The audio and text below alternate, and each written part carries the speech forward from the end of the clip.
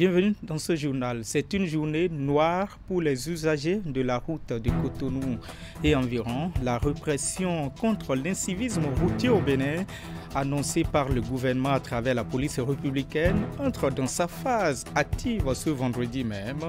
Plusieurs passagers se sont vus débarquer de force de motos pour défaut de casque. D'autres sont verbalisés et vont devoir payer des pénalités dans les caisses du trésor public avant de retirer les engins. L'ambassadeur du Burkina Faso près le Bénin a échangé hier avec l'association des Burkinabés résidant au Bénin. Plusieurs points étaient à l'ordre du jour. Les échanges sont essentiellement portés sur le retrait du Burkina Faso de la CEDEAO et les difficultés que rencontrent ses résidents à Cotonou. Depuis le 25 février dernier, des doctorants de l'Université de l'État de Nasarawa, Kevi, au Nigeria, sont en voyage d'études au Bénin. L'objectif de cette visite est de prendre connaissance du modèle que le Bénin met en œuvre pour gérer efficacement ses frontières. Leur séjour se passe sous la direction de l'Agence béninoise de gestion intégrée des espaces frontaliers. Voilà pour le programme. Bonsoir à toutes et à tous. La répression contre l'incivisme routier précédemment annoncée par la police républicaine, désormais entrée dans sa phase active ce vendredi.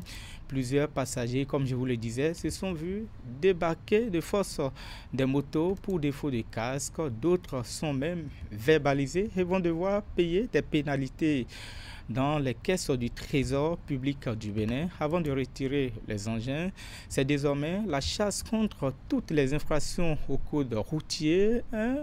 Une de nos équipes de reportage était sur le terrain ce matin même pour vous faire vivre l'ambiance qui a prévalu sur certains axes routiers de Cotonou, mais aussi d'Abomey-Calavi. Le compte rendu, Ulrich Ekwegaba, Elvis Tounouquin. Ils sont tous obligés de faire une marche forcée.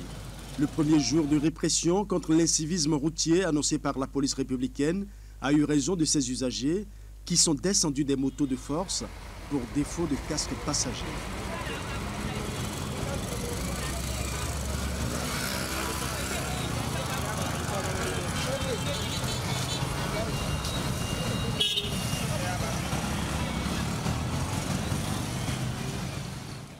La procédure ici est pédagogique.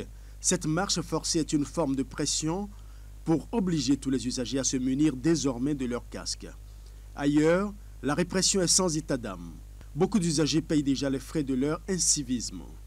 Ici, les surcharges, le défaut de plaque d'immatriculation ou de casque passager sont systématiquement punis.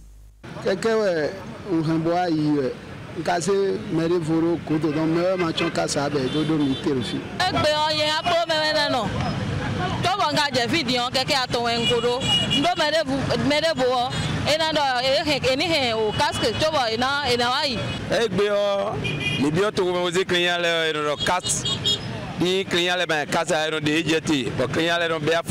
dit de porter des casques forcément, c'est pour ça qu'on marche. Donc on va en acheter. On m'a dit de porter un casque et le déminiment m'a laissé. Et puis je marche et je vais en acheter. Bien que se reconnaissant fautifs, les usagers plaident pour un regard clément des autorités sur les frais de commercialisation des casques en République du Bénin. Des prix de casques qui ont enregistré une flambée subite sur le marché. Il y a un casque qui est mais pour support et les épaules. Il y a un casque qui est 7 000, 8 000. Comment garder? Eh non, c'est vrai. Alors, tu as donné les casques là, on vendait ceci là à 5 000 francs. Et ceci à 10 000. Mais maintenant, là, comme ils ont appliqué, les policiers veulent arrêter les gens là. Depuis le marché, en gros, ils ont augmenté les prix. Mais on te renvoie, c'est devenu cher. C'est ça, c'est pour ça que les clients crient. C'est cher complètement. Ça, là, moi, je soutiens ce que l'État fait. Puisque c'est pour la sécurité de la population, des usagers. Mais on n'a qu'à voir et aller à petits coups. Mais avec ça, là, c'est pas bon. Le peuple souffre, c'est pas bien. L'opération est lancée sur l'ensemble du territoire national. La répression policière va se corser sur tous les axes routiers. Les usagers savent désormais que le rythme a changé et toute atteinte à la sécurité routière sera désormais punie avec la dernière rigueur. Autre chose dans ce journal, dans le cadre de la célébration du 8 mars, journée internationale des droits de la femme, le ministère des Affaires sociales de la microfinance, de concert avec l'Institut national de la femme, organise le Forum national sur les investissements au profit de la femme et du genre. L'annonce de cet événement a été faite par la secrétaire exécutive de l'Institut national de la femme. Voici un extrait de sa déclaration. Le vendredi 8 mars 2024, le Bénin, à l'instar de la communauté internationale, célébrera la Journée internationale des droits des femmes. Cette année, le gouvernement du Bénin, à travers le ministère des Affaires sociales et de la microfinance et l'Institut national de la femme, a prévu en lieu et place des manifestations festives d'organiser un forum national sur les investissements au profit de la femme et du genre. En effet, les violations des droits dans tous les domaines, les violences, les abus et exploitations, la faible implication des femmes dans les choix stratégiques les concernant et leur faible autonomisation influent négativement les progrès des nations. Au Bénin, malgré les efforts du gouvernement qui a renforcé le cadre législatif concernant les femmes, actualiser les procédures opérationnelles standardisées, créer des structures spécialisées de prise en charge intégrées, alléger les procédures d'accès au financement, mis en place l'Institut national de la femme et faire renvoyer la sanction de certaines infractions à raison du sexe des personnes à la Cour de répression des infractions économiques et du terrorisme, certains comportements déviants perdurent. Que faire donc pour corriger ces imperfections qui résistent aux réformes en cours, puis offrir un environnement plus sécurisé et plus épanouissant à la femme au Bénin? C'est la principale question à laquelle répondra ce forum, dont l'objectif est de contribuer à l'accroissement des investissements en faveur de la promotion des femmes. Au cours de cette même conférence de presse, le directeur général des Affaires sociales du Bénin a procédé à la présentation de l'agenda de cet événement. Voici ce qu'il a dit à la presse. Pendant la première journée, puisque nous parlons d'accélérer justement les investissements, nous avons programmé 2 communications. Une première communication qui va faire l'état des lieux des investissements, que ce soit au niveau de l'État ou de ses partenaires, pour voir les progrès et commencer par dégager les défis. Ensuite, Madame la S, nous allons laisser la parole à l'INF dans la deuxième communication pour nous dire les succès engrangés depuis que cet instrument a été mis en place, et là également nous dire quels sont les défis, quelles sont les perspectives. Après cela, nous allons faire un premier panel. C'est un panel politique. C'est un choix parce que ce que notre pays fait comme investissement pour que la femme ait sa place entière dans l'espace politique et dans l'espace de l'administration, mérite d'être également analysé. Puis nous allons faire des travaux de groupe pour commencer par nous dire est-ce que le bilan est assez positif et qu'est-ce qu'il y a à améliorer. Et puis le deuxième jour, nous allons poursuivre les travaux de groupe. Mais il y a un grand rendez-vous, puisque 6 ministres de la République animeront un deuxième panel. Ce panel, ce n'est pas cette fois-ci pour forcément donner l'emphase sur les réalisations, c'est pour que le gouvernement montre clairement sa position pour poursuivre l'amélioration des conditions de la femme dans notre pays et nous dire quels sont les moyens mis en place pour le faire. L'ambassadeur du pays des hommes intègres, le Burkina Faso, près le Bénin, a échangé hier même avec l'association des Burkinabés résidant au Bénin. Plusieurs points étaient à l'ordre du jour. Les échanges se sont beaucoup plus accentués sur le retrait du Burkina Faso de la CEDEAO et les difficultés que rencontrent ces résidents au Bénin. Ingrid Moufid Sagouan. L'ambassadeur du Burkina Faso près le Bénin, chaleureusement accueilli ici par ses compatriotes. Après l'étape des civilités, place à l'exécution de l'hymne national du pays.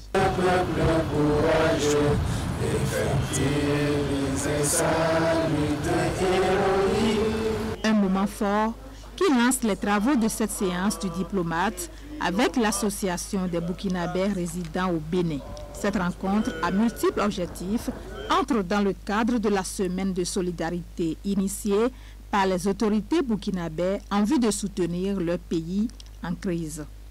C'est une rencontre hautement importante qui s'inscrit dans le cadre donc, des actions patriotiques telles que prônées par son Excellence, Monsieur le Président donc, du Faso. Ce n'est pas toujours qu'on a l'occasion d'avoir Excellence avec nous.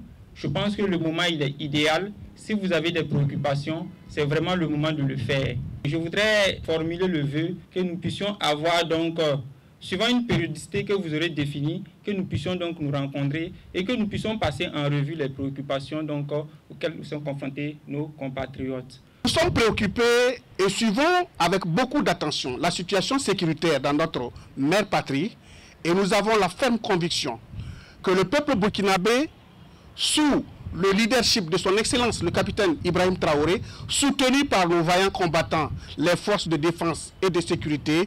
Outre le sujet du retrait du Burkina Faso de la communauté économique des États de l'Afrique de l'Ouest, qui a suscité beaucoup de réactions dans l'assistance, les difficultés que rencontrent les Burkinabés sur le territoire béninois étaient également en discussion. L'un après l'autre, ils ont chacun exprimé leur inquiétude sur ces différents points qui n'ont pas laissé le diplomate indifférent. Solidarité, consolidation des liens entre le Bénin et le Burkina Faso, puis paix et cohésion sociale. Ainsi se résume son adresse à l'assistance. Le consul général m'a transmis à cet effet principalement deux difficultés relatives, et notamment à la notification du retrait de la parcelle qui avait été attribuée à notre communauté ici, ainsi que l'incarcération de Burkinabés à la prison civile de Missérété pour l'ensemble de ces préoccupations. Je me suis déjà employé à les adresser aux autorités, aux plus hautes autorités, j'allais dire, et je m'emploierai encore en collaboration avec les autorités compétentes béninoises afin d'y apporter les réponses adéquates. L'autre étape qui a également meublé cette rencontre d'échange, tant souhaitée par l'Association des Burkinabés résidant au Bénin, est celle des plaidoyers. Elle la veut aussi pérenne, cette initiative. Et puis maintenant, les travaux de l'atelier de capitalisation des acquis du PREDIP, entendez, projet régional de dialogue et d'investissement pour le pastoralisme et la transhumance au Sahel et dans les pays côtiers de l'Afrique de l'Ouest. Ce projet financé par l'Union européenne a vu ses 5 ans de mise en œuvre passer au peigne fin 72 heures durant par les acteurs venus des 8 pays bénéficiaires. On écoute ici et maintenant la synthèse du coordonnateur régional du projet, Ahmad Hassan Moussa, à la fin des travaux. Le projet PREDIP est un projet régional qui couvre donc 8 pays, notamment 3 pays sahéliens, le Burkina, le Mali et le Niger, et 5 pays côtiers, à savoir le Bénin, le Togo, le Ghana, la Côte d'Ivoire et le Nigeria. Ce projet intervient principalement dans 4 domaines opérationnels, notamment sur les questions des services régionaux d'information pastorale, les actions des plaidoyers donc, en matière de dialogue et de gouvernance pour la transhumance transfrontalière apaisée, la mise en place des infrastructures et des aménagements agropastoraux et des actions en matière donc, de santé animale, notamment la surveillance épidémiologique et les contrôles des maladies animales et l'appui en matière donc, de santé animale tout à suite. Et enfin, au niveau du SILS, on assure donc une coordination globale pour la synergie, le monitoring en matière de suivi et évaluation dans le cadre donc, de la mise en œuvre du projet. De manière concrète, on peut dire que le projet a, durant les 5 ans de mise en œuvre, eu à engranger des réalisations très importantes par rapport à donc, ces différentes composantes. Par rapport à la réunion que nous venons d'organiser, c'est un learning event. Donc, c'est une réunion de partage de connaissances, c'est une réunion bilan sur les 5 ans de réalisation. Et cela a permis donc à tous les acteurs qui sont conviés à la réunion d'apprécier l'état de mise en œuvre donc, du projet, de voir un peu en termes d'aboutissement des résultats, qu'est-ce qui est donc résulté. Donc de manière globale, on a ressenti que le projet a pu s'exécuter quand même très convenablement avec des acquis très importants. Et tous ces acquis sont maintenant versés dans de nouvelles initiatives. Et je peux citer l'Union européenne qui assure donc le financement du projet à hauteur de 27 millions, a une nouvelle initiative qui est en train de se développer, un nouveau projet, le PRADEP AOS, d'une enveloppe de presque 40 milliards de francs CFA, qui va donc valoriser ces acquis-là. Et bien entendu, au niveau donc des ONG, notamment la CEDEAO, l'UEMOA, et même à l'interne au niveau du SILS, on compte donc valoriser toutes les leçons qui ont été tirées positives de la mise en œuvre donc, de ce projet. Et là, il y a quand même des axes stratégiques qui ont été retenus, notamment sur les questions des services régionaux d'information qui nécessitent bien d'être renforcés, d'être soutenus avec l'opérationnalisation de l'Observatoire sur l'élevage mobile en Afrique de l'Ouest. Les questions des dialogues également vont être continues. Les questions des infrastructures vont être également renforcées. Et on a, en tout cas, à l'issue de ces échanges, retenu qu'il faille maintenant développer également les chaînes de valeur. La construction des marchés avait été renforcée, certes, mais des unités de transformation laitière, des abattoirs éventuellement, tout ce qui peut donc aider au développement des filières au niveau donc des systèmes de production d'élevage mérite bien donc d'être encore soutenu dans de nouvelles initiatives. Coopération universitaire. Dans ce journal, depuis le 25 février dernier, des doctorants de l'Université de l'État de Nasarawa Kefi, c'est au Nigeria, sont en voyage d'études en République du Bénin.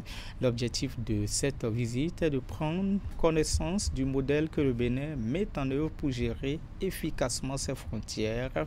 Ce séjour est sous la direction de l'Agence béninoise de gestion intégrée des espaces frontaliers. Regardez. Cette descente, ici à Iwoye, village frontalier entre le Bénin et le Nigeria, dans la commune de Ketu, est celle des doctorants de l'Université de l'État de Nasarawa Kefi du Nigeria. Après des modules de formation déroulés dans le domaine de la gouvernance des espaces frontaliers, ceux-ci sont conviés à cette activité de terrain pour s'imprégner dans la réalité et apprendre des riches expériences du Bénin en la matière. Dans ce sens, ils ont été mis au cœur de la stratégie et le mode de gestion des frontières béninoises à travers une communication animée par le directeur général de l'Agence béninoise de gestion intégrée des espaces frontaliers. La suite de cette communication est autour de la nécessité de donner le sentiment d'appartenance à nos populations à travers la présence et l'utilité de l'État sur les frontières pour permettre à ces populations d'avoir le sentiment d'appartenance et d'appuyer le gouvernement dans toutes ces activités. Si les populations ont le sentiment d'appartenance, on va lutter contre le terrorisme, on va lutter contre tout ce qu'il y a comme danger sur les frontières, contre la contrebande, parce qu'on va faire de ces populations nos partenaires, dont on a le renseignement. C'est ça que nous appelons le renseignement territorial, qui est beaucoup plus fort que tous les renseignements. Nous aurons aussi l'aide de ces populations pour collaborer ou coopérer avec les pays voisins. Vous allez voir tout à l'heure, la frontière entre le Bénin et le Nigeria à Iwoye n'existe pas. Les populations dorment à Iwoye, viennent travailler ici. L'église est au Nigeria, la mosquée est au Bénin. Et c'est ça qu'il faut pour permettre à nos différents États de bien vivre. C'est ça qu'ils ont entendu depuis les enfants le Nigeria pour faire le déplacement vers le Bénin. Cette communication a été suivie de la visite du centre de transformation du manioc Angari de Iwoye. Après échange et visite de terrain, les participants se disent satisfaits de leur visite au Bénin. Yeah, actually, nous sommes là pour aider à améliorer nos connaissances en termes de gouvernance et aussi en termes de gestion de conflits.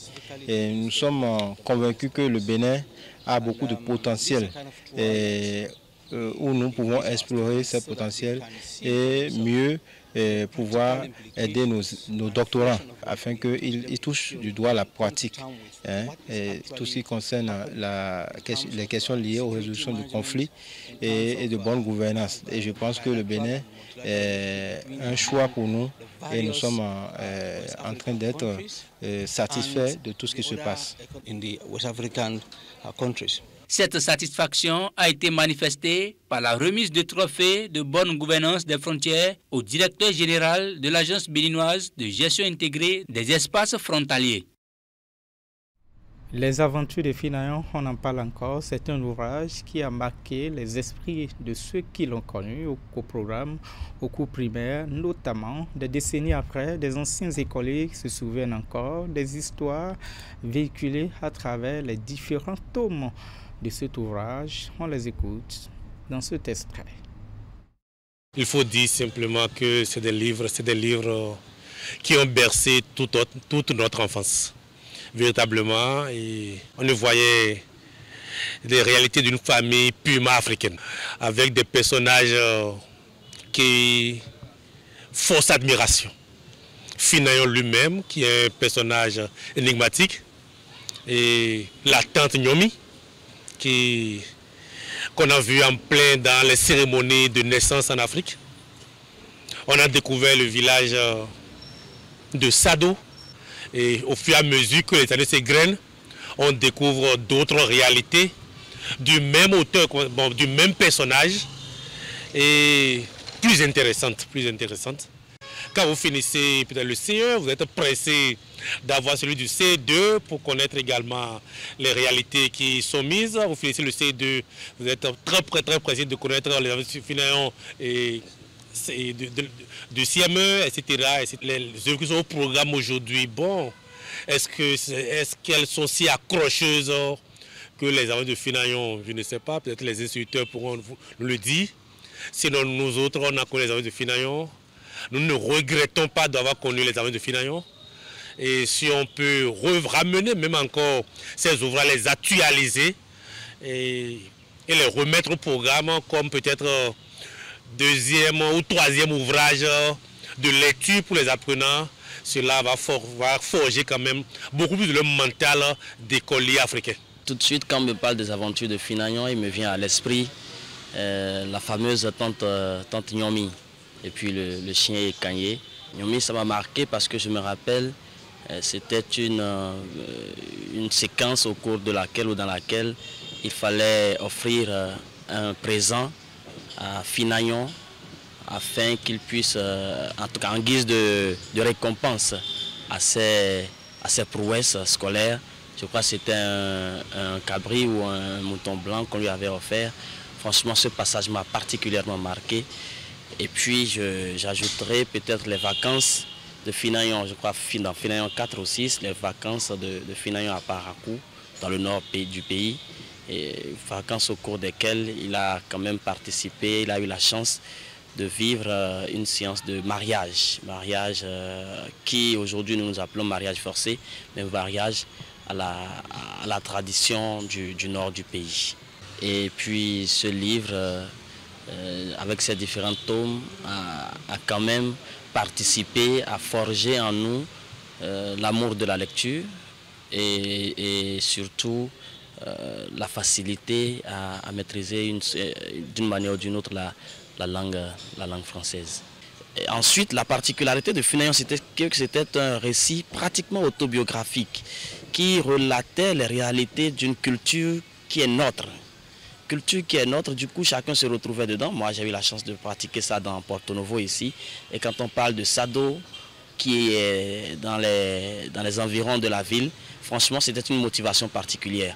Aujourd'hui nous mettons au programme des ouvrages qui relatent beaucoup plus les réalités je dirais, qui ne sont pas propres à la culture actuelle, ça fait que ça démotive un tout petit peu. Si on pouvait tenir compte de ces réalités à l'avenir pour programmer les ouvrages, je crois que ça serait un plus. À entendre parler des aventures de Finayon, ça m'a plongé dans le vieux temps. Et la belle époque, ce n'est pas ce qu'on assiste aujourd'hui avec l'avènement de nouveaux programmes qui a tout détruit. Sinon, en son temps, il suffisait juste qu'on dit qu'il y a lecture le matin et qu'on doit lire le livre de Finayon 3. Tous les enfants étaient passionnés. Tout le monde, tout écolier avait la passion pour ce livre-là. Parce que c'est l'histoire réelle que nous vivons chez nous au pays. Et nous avons pris comme exemple Finayon parce que c'était un enfant exemplaire selon l'histoire, très studieux, qui se donnait bien au travail. Et il y a beaucoup d'histoires de Finayon qui nous ont intéressés. Dans Ciel la Vipère, il y a beaucoup de passages de Finayon qui nous ont impactés en son temps. Mais je me demande, qu'est-ce que Finayon me met devenu après? Est-ce qu'il a profité de ce sacrifice? Le livre Aventure Finayon est devenu quoi? Quels sont les avantages que ce dernier a reçus dedans? Et pour boucler le mois de la francophonie au Bénin, l'édition 2024 vient d'être lancée. C'était au cours d'une conférence de presse animée jeudi, notamment par l'ambassadeur de France près le Bénin et son attaché des coopérations pour le français. Le mois de la francophonie, faut-il le rappeler, est une initiative qui vise à célébrer la francophonie, mais aussi la langue française sur plusieurs semaines. Le point, Hugo Vignigbe. Face aux professionnels des médias, l'ambassadeur de France près le Bénin et ses collaboratrices présentent les grandes et menues lignes du mois de la francophonie au Bénin 2024. La diversité et la vitalité de la francophonie à travers le monde, tel est le thème de cette nouvelle édition qui invite au mouvement, à l'ouverture et à la rencontre. Alors c'est une initiative qui découle en fait de la journée internationale de la francophonie qui a lieu tous les 20 mars. Et qui donne lieu ensuite dans les pays à une déclinaison d'événements autour de cette journée. Il y a une semaine de la langue française et de la francophonie. Cette année, c'est du 16 au 24 mars. Au programme de ce mois de célébration de la francophonie et de la langue de Molière, entre autres du cinéma, du slam, de la danse, de la littérature et du théâtre, avec un hommage au talentueux artiste béninois Camille Amourou. L'une des activités phares inscrites à l'agenda de cette aventure culturelle est la célébration le 20 mars de la Journée internationale de la francophonie à travers une table ronde sur le patrimoine immatériel de l'espace francophone. La spécificité un peu de cette partie du programme réalisée avec le groupe des ambassadeurs francophones, c'est des cartes blanches. Alors, des cartes blanches à des pays de la francophonie de manière à ce qu'ils puissent se présenter au public béninois en particulier. Alors, dans ces cartes blanches, il y a plusieurs activités. Il y a des cartes blanches cinématographiques. Par exemple, l'Égypte a décidé de présenter 2 documentaires ici à l'Institut français. Le Maroc va aussi présenter un très beau film et on espère que le réalisateur de ce film pourra animer un débat à l'issue de la projection. Au nombre des nouveautés de cette édition du mois de la francophonie au Bénin figure un concours de Scrabble et un concours dénommé 10 mois 10 mots. Le mois de la francophonie 2024, c'est du 2 au 30 mars à Cotonou et à Parakou. Non, il n'y a jamais de mot de la fin. Mesdames, Messieurs, c'est la fin de ce journal préparé par l'ensemble de votre équipe rédactionnelle. Merci de votre fidélité. À très vite.